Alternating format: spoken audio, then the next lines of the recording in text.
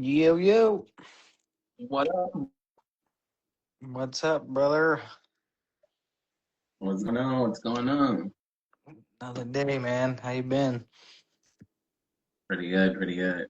Every time I come on here and I click the accept button, I'm halfway wondering, like, is it gonna work? Is it gonna work?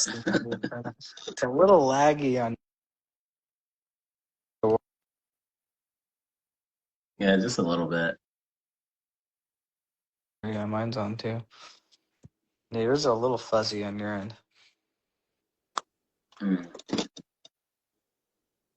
Not terrible yeah, me too. But yeah. So what's on your mind this time? Welcome to another Love Tower podcast, live podcast. My friend Kelly, myself, Jamar, for another episode. Back at it. Yeah, man. I like the topic that you brought up earlier of dreams in general are pretty wild. All right, your prompt was good, but looking at the context of it, and it matches on par with what we talked about recently of kind of like the landscape changing now. There's newer ish research that's kind of developing better, but it's crazy when you look at the majority of history and psychology. They typically like assume dreams are just like random chatter or nonsense, like your brain just making up a play kind of thing. But now it developed, at least what I just recently read. It's scientists or I guess anyone in the distinguished field is acknowledging that dreams serve the purpose of at least keeping your brain active. That's one theory, is so that your brain doesn't kind of go stiff or like not, Yeah. it's like keeping you stimulated even while you sleep, which is an interesting thought. Yeah. You know, it's not really scientific, but more uh, just experiences where I've noticed with people and myself. It seems like when people like dream a lot, sometimes like they don't feel as rested. For Like, sure. what's your experience with them? Yeah, I've experienced that. I think like lately I've been sleeping a little bit less or trying to. Stay within like 4 or 5 hours. And I notice I sleep better versus where if I sleep longer, I tend to go into REM cycle. So I'll like actually dream. And then when I wake up, I feel like the little energy's pulled out of me. You know what I mean? Yeah, Something yeah. like Like, I wonder, is there something with like because like if you're because you think about it, it's like I feel like sleep is like the time when the mind is at rest, like the you can, your mind's kind of lowering the activity. I always kind of give the analogy of like a computer. Like you always need to, or sometimes you need to turn off the computer, put it on rest mode, or mm, something like that to kind of like not let it overheat. And I feel like the brain is similar in terms of sleep. But then, because I notice even with myself, like I don't like I've gone through periods in life where I've dreamt a lot yeah, and then periods where I'm not dreaming much at all. that's interesting.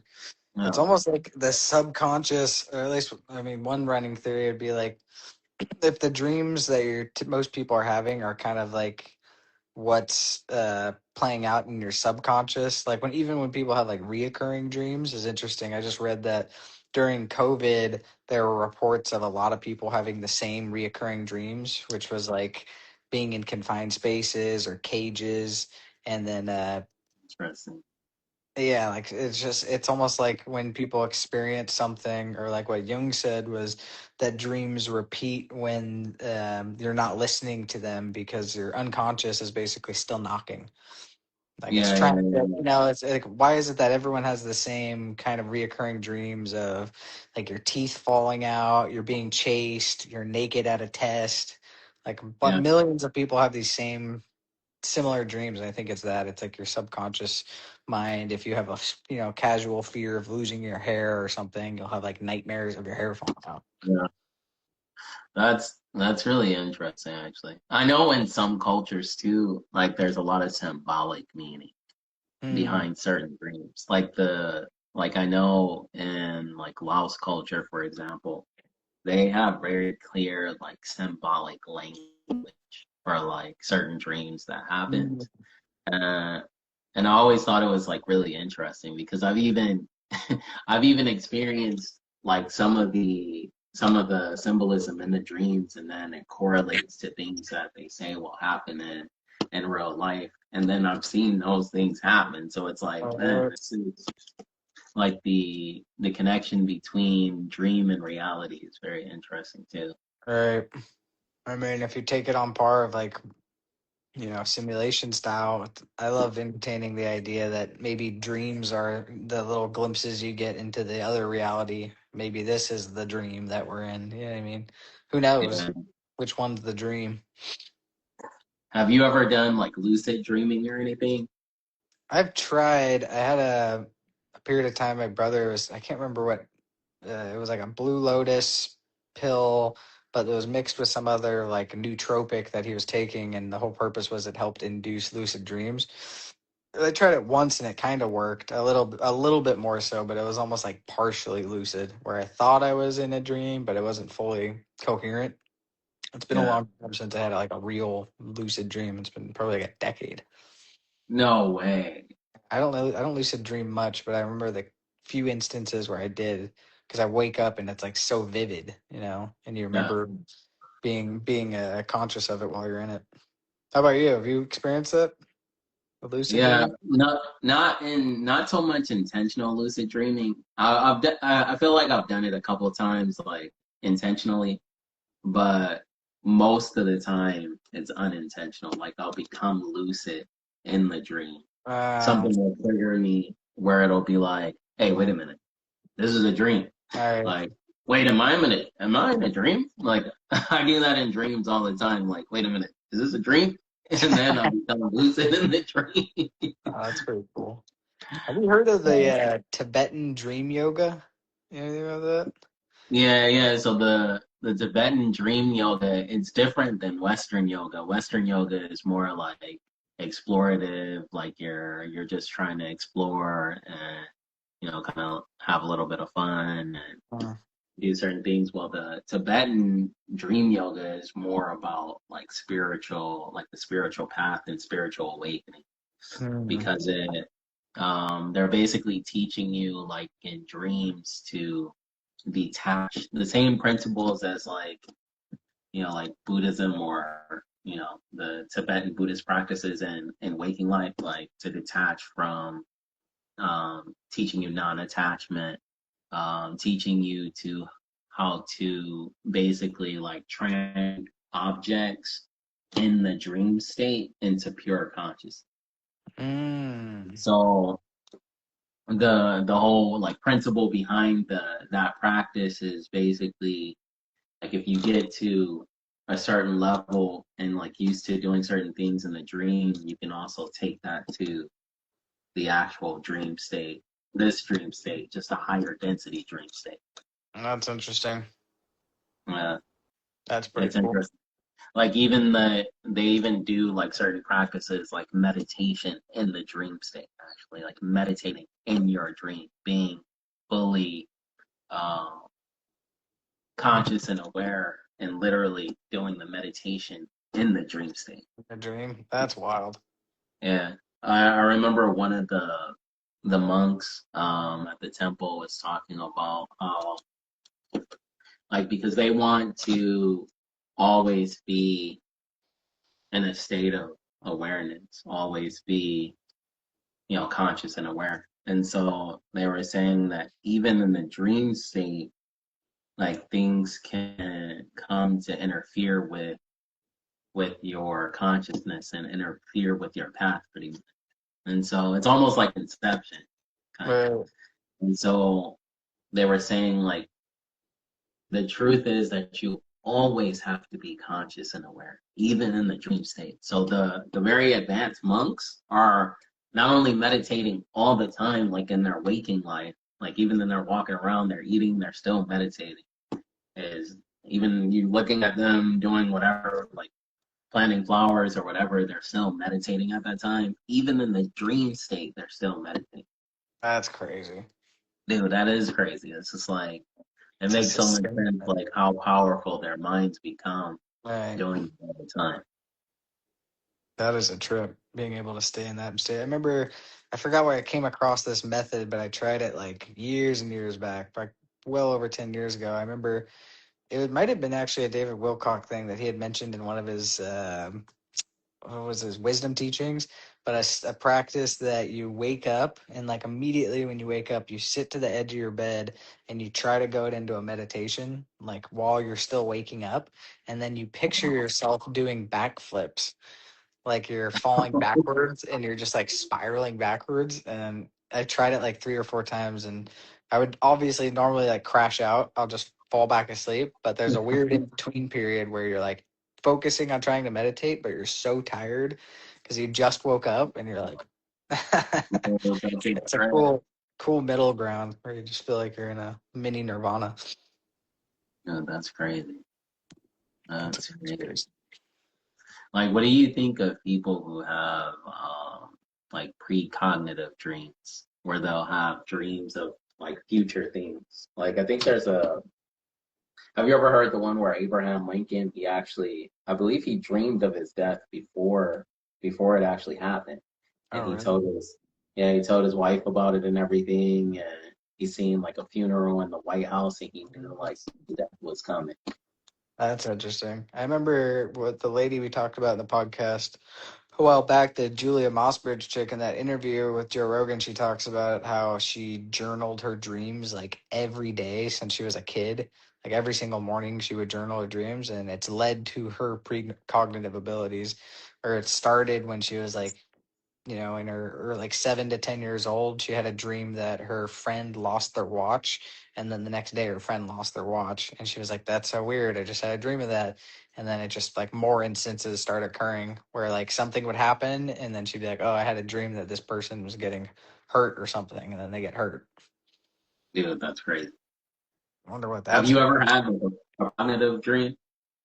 No, nothing to that extent. Nothing, nothing fully prolific like that I can recall of. My dreams seem I've to had, always be fading, where I'll catch them for like a glimpse in the morning, and if I don't like think about it for a second, it's gone. dude, I get annoyed when that happens to me. I'm So just like, dude, I frustrating. want to remember. I want to remember so bad. Yeah, and it's on like the But tip of your tongue. It's like right there.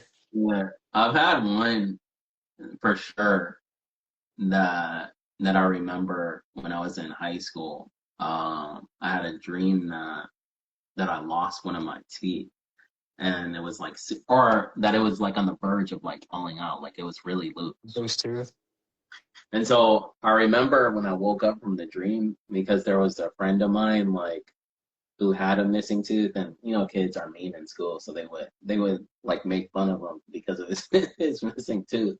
So when I had the dream, like I got super paranoid. I was just like, oh man, like I was like, man, that was a bad dream. Like, bro, I definitely wouldn't want to lose my front tooth. I was like, no, I don't want that to happen.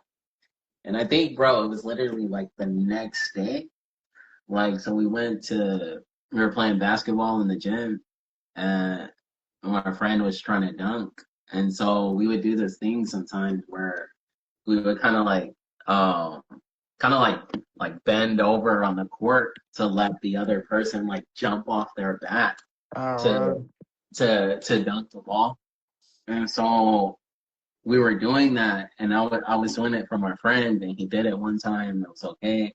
Then the other time I turned and looked at something, I didn't realize he was coming. And so when he came, like my arms weren't locked into place, so I fell and like hit my face on the floor. Oh, And my tooth got loose, bro. It was literally like the next day.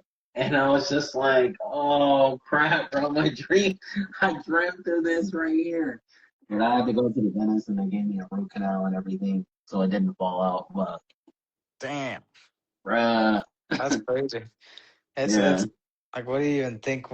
How that's possible? We can get glimpses of soon, like basically telling the future in your dreams in the past. How does that Dude, link come through? dude, I heard such a good explanation of, like, how you've ever heard people explain like, oh, we're all one, we're all connected, da da da da. And so for years, like I always would have a hard time like grasping that. Like I could understand the truth behind it, but I really had a hard time like actually grasping like what that means, like how is that actually possible to really wrap my mind around it. And the one of the best ones that I've ever heard was explaining like in a dream, when you're in a dream, every object that you see, every person that you interact with, like it's just part of your mind. Mm, And it was explained that if you look at it, even the space at that time, even the space or all the objects within the dream are just a part of you. It's just a part of your mind. There's only one mind there. The right. objects aren't separate from you. They're connected to one mind. The people you're talking to appear as separate, but it's just one mind. It's just your mind. And so that gave me like a clear understanding, like even then in this state, if this is just a higher density dream, then there is no space actually. The space is True. just still mind consciousness. Like each person, each avatar, there is no separation. Each person is just the same mind, the All higher mind. mirrors. All right. Yeah. Big old hollow mirrors. That's interesting. I remember hearing before too that like your brain can't create faces. So a lot of the times when you see people in dreams, like your brain's just making up, or sorry, it's that your mind can't make up a random face. So every face you put together in a dream could be someone you saw even just for a second, like on the street somewhere or something like that. That's It's like your that's brain's not interesting. capable of putting together a random face. It's always like someone's face you got from somewhere. Interesting. Yeah. That's interesting. It's crazy. I was just looking up just randomly. I don't know why, but I was looking up like how much memory does the brain hold? Because I was Mm, thinking to myself, it's like how, like you think about it, it's like computers, like we have all these devices, and we store memory on it, and but your brain is like you can remember stuff from when you were, you know, a kid. People remember stuff. I know people who remember stuff when they were like 2 years old. right. And so it's like you think about it, it's like how much memory does your brain really have the capacity to hold? Like where you even stuff that you may not be even like conscious all the time. Right. It is interesting, especially like the amount of memories you have that you like, they're almost like they're archived, but you don't have access to them. Like your Yeah, subconscious memories, you probably have, it's all there, but you can't like recall it as a memory. So it gets like suppressed as like a subconscious memory. And then it'll reappear yeah, in your dreams. That's always yeah. weird. When you have I always had this reoccurring dream when I was a kid that I was in this same like really big house with a lot of doors, and there's just like a bunch of gatherings going on. It was just like chaos. It was almost like a massive building where everyone's having a party in a room. Oh, Interesting. I just kept having that as a reoccurring dream, like a big mansion, almost like a hotel, and every room is just like different scenarios. Dude, that's crazy. You know what, dude? You know what? I hate to say this, but dude, ChatGPT and my AIs are really good at dream interpretation. I could see that. Makes sense. You got Dude, some they're good really good. information out of it, like analyzing some of the dreams. You've tested it. I don't. Yeah, I've tested it and they're pretty good, bro. They're Yeah, on point, I gotta bro. try. Yeah, man, these things are pretty good. Like I was joking around with a friend and I was saying like no, I mean I'm not like the greatest at dream interpretation, but I'm pretty good at it. I think like Uh, intuitively. And so I was telling her, I was like, nah, man. I was like, ChatGPT can't interpret that. she put it in and then I read it. I was like, oh wow, damn, that's pretty good. yeah, This is makes pretty sense. damn good. Got access to all the Yeah, dream knowledge. That's pretty interesting. yeah. Because even Carl Jung, he talks about how there's a lot of in the subconscious or the collective unconscious. There's a lot of uh, archetypes that are kind of universal. that have a universal meaning to all of us from some kind of like, ancestral, time, that these symbols like universally have some kind of meaning to it. Mm-hmm. And so a lot of the things that we see in dreams are just like that communication coming through.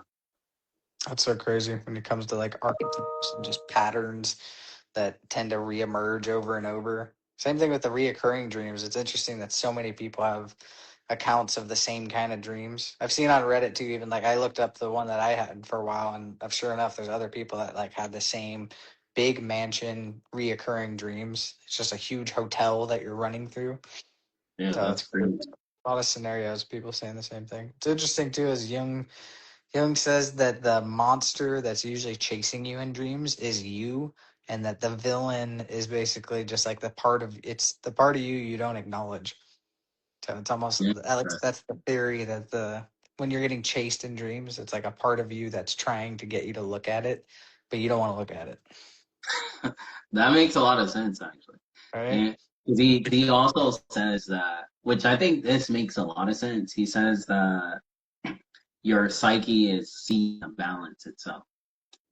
So Mm, let's say, for example, if you see, like if you feel like you're very kind to people, you're always kind, you're always expressing that aspect of yourself, but you're not necessarily expressing like aggression or being very like assertive or something like that.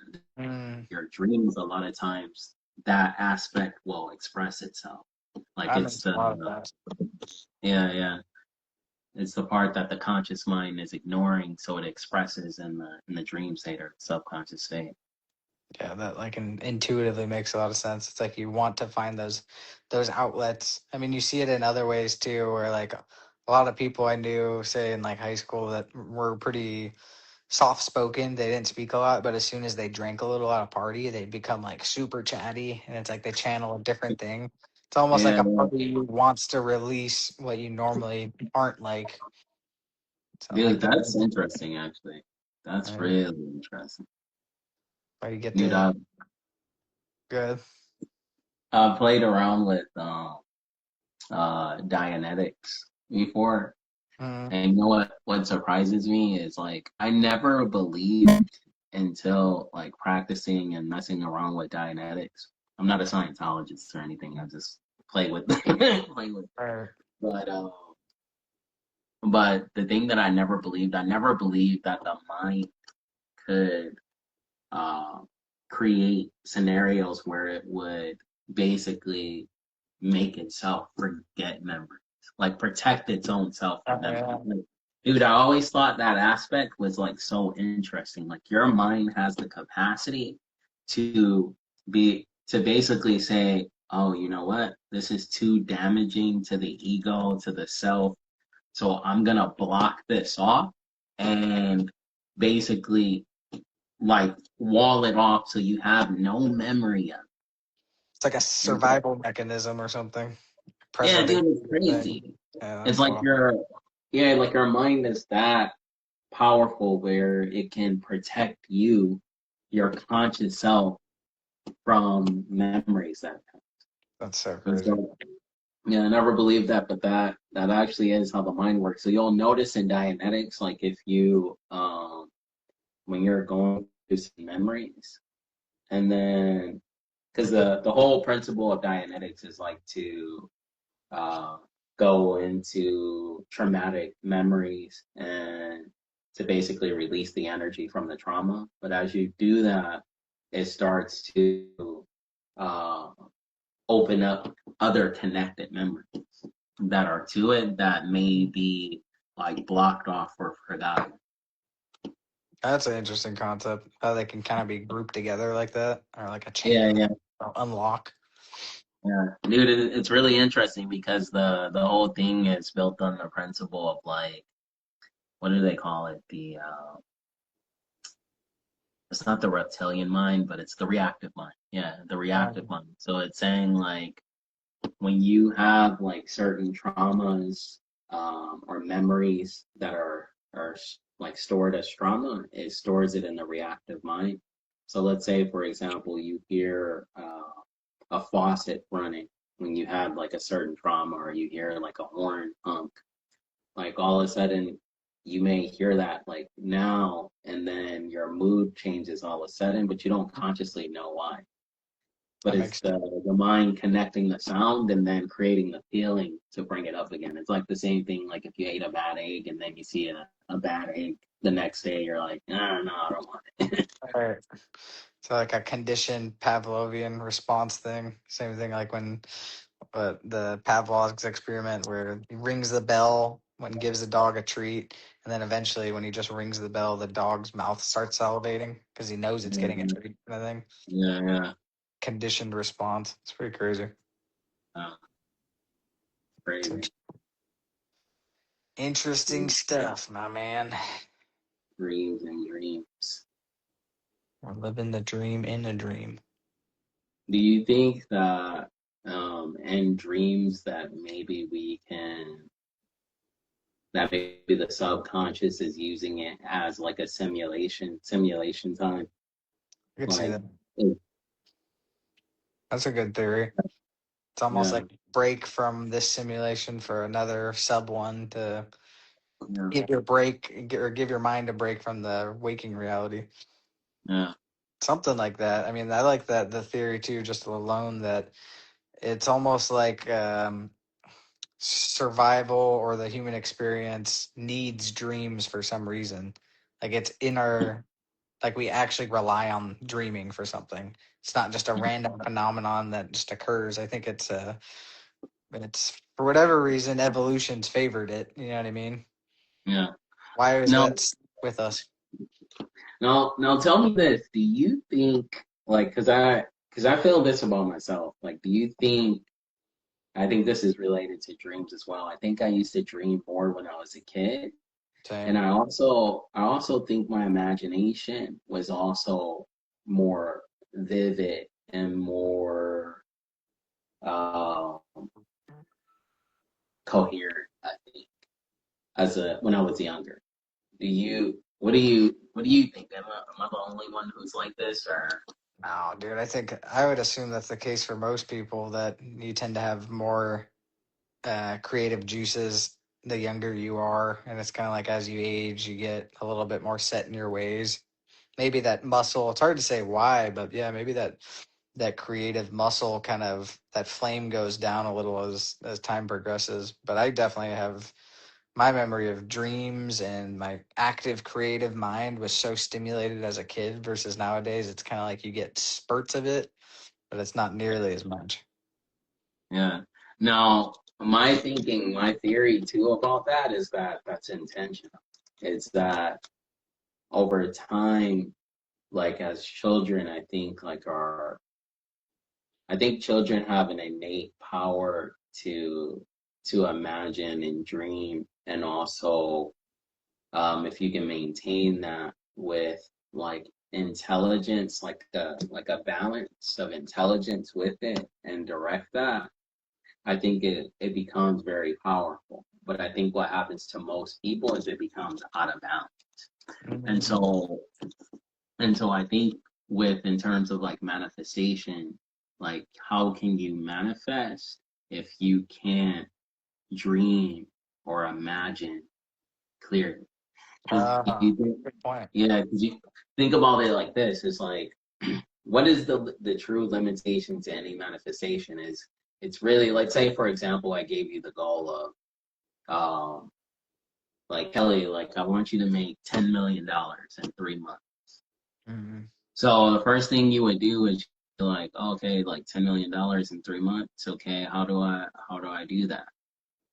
Well, if you knew or you could imagine every step to get there, then the manifestation is simple because you Right. know every strategic step that you're gonna do to get there. But if you can't imagine it, you can't visualize it, then you can't. Then that's where the lot where it's lost in translation because you can maybe only go so far, but it's like I don't know the other steps to get there. I Right. can't see the other steps within my mind's eye to get there. That makes a lot of sense. I think having it's like a perfect cocktail. What you have to have is like absolute belief in what you're doing, like in the confidence component, but also the creative element to where you can really like visualize exactly what you want and kind of have definitive purpose, like you know exactly how to get there. Same thing you're Yeah, saying. I think that's for sure the big portion of manifesting in general. yeah, Can you imagine if you trained young minds, like a group of still kids that are so green? Because I mean, it's almost like the younger you are, the closer you are to a source in a sense. Like you're yeah, less tainted by this world. Call it, sounds terrible, but less stuck in your ways. And then if you skillfully train some young minds, especially in a group setting, you can do yeah, some crazy manifestation stuff.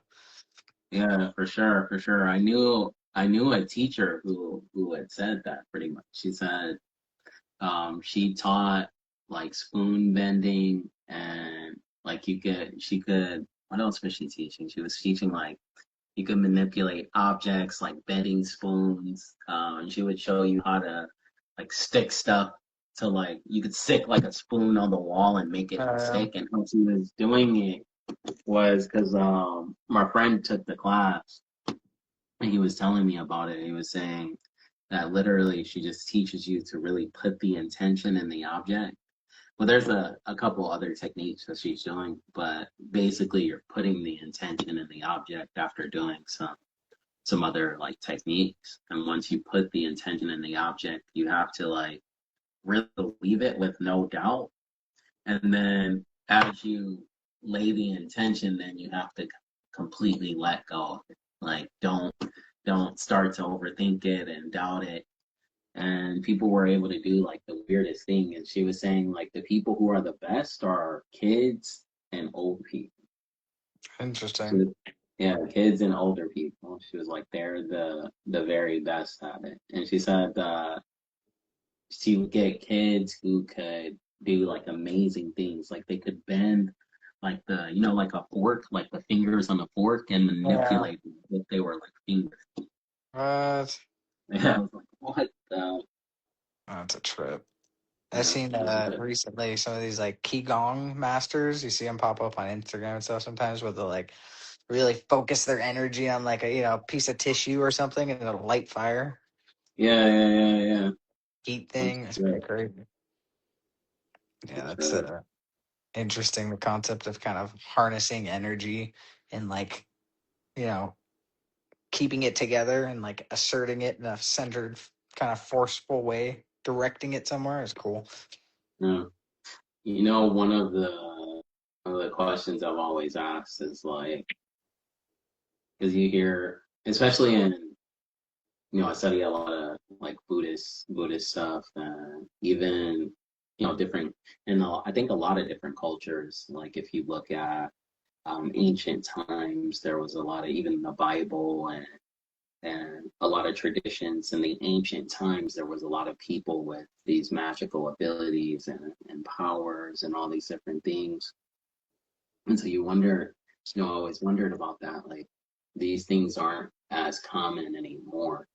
And this is going back into like what we were talking about dreams is where it's, I feel like the, like each time period or the time period that we're in, it's like in each period, I think the collective consciousness of the people and their belief systems also affect what is your own personal manifestations. But I Mm, think it is also similar to a dream. Like we are in our individual dreams, but also a collective dream that affects each other. right. I was going to ask you that too, of how it's interesting when you hear stories of people, and maybe if you've experienced this, but where you're having the same dream as someone, kind of interacting in a dream with your Mhm. partner or someone you know. That's pretty wild, and it I've makes you had wonder that. too. I've never experienced that. I've heard it from a few others, but that's something else. I'd love to Yeah. experience that The, at some point. the one I had was we were going down an elevator and they had got in the elevator with me. Oh, We're riding in the elevator together. And then when we woke up, we were just like, man, I had this weird dream. I was in this elevator. Wait a minute. I was also in the elevator going down. It's like, That's we're just like, interesting. what the heck? How the hell were we in the same each other's dream? Like, what the hell's going on? Yeah, I think you guys are the first ones to tell me about the different significant things in dreams of like getting on a what is it, a plane or a bus or Yeah, a yeah, boat or anything like that is like it's a no, not really a good thing if you're getting on a moving yeah, yeah. vehicle or But something.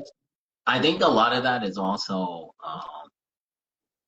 like I think if you're like I was saying, like the Laotian culture, they have a lot of really specific like archetypes and dreams that mean certain things. Hmm. But I think like if you're not part of that cultural like lineage, then the archetypes and the like the certain things are the meanings are different for you necessarily. It's not the same. Like I think because of my relationship with who I was with at the time, I think I kind of downloaded the pattern of that. And Uh, so over time, like my dreams just adapted to that. And all of a sudden I started having these like dreams that were matching up to those. And I was just like, what the hell? Like, what I is can see this? that. What is this? Dude, I've even had dreams in other languages, bro. And then I That's woke up and I would say like what I heard in the dream and it was actually like real. real phrase. What? Yeah. That's interesting. Those would trip me out. I'd be like, bro, like, what is going on here? It's like, where is that information coming from? You know, if it's like the back to the theory, if it's coming from your mind, then it's like, where did you pick that phrase? You know, who knows? Yeah, Maybe you heard it subconsciously somewhere else and just stored that yeah, language. You know, that's pretty dude. wild. The world's a trip. It's all a Never, dream. seriously, makes you think about the collective dream we're all in here and how we're kind of co-creating reality by even just being observant of it. Yeah. Row, row, row your boat gently down the stream. You know that's uh, a like a Masonic song on the row, row, row your Turned boat. into a nursery rhyme. Yeah. That's funny. Life is but a dream. Uh, Yeah. that's trippy.